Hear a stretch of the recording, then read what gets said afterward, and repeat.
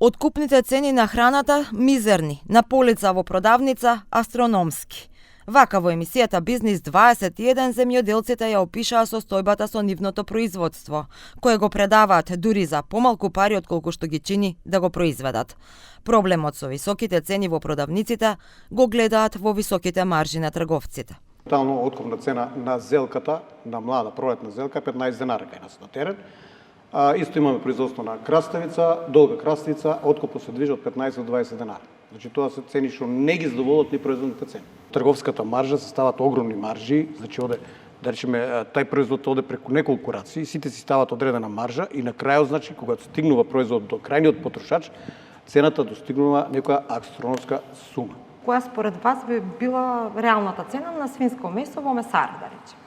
Од 330 до 360 денари. Земјоделците се децидни дека покрај нив најоштетени се граѓаните. Велат покрај високите маржи, трговците користат и трикови да заработат повеќе. Моменталната откупна цена е 22 денара на оризова арпа, додека после се преработува тој дел.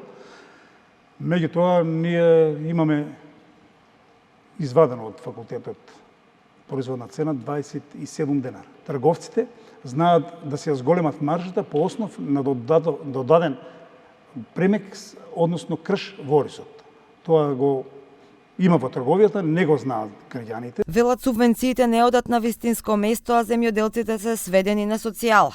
Предупредуваат дека ако не се направи стратегија, ќе останеме без земјоделци. Младите не сакаат да го работат тоа и се повеќе се иселуваат.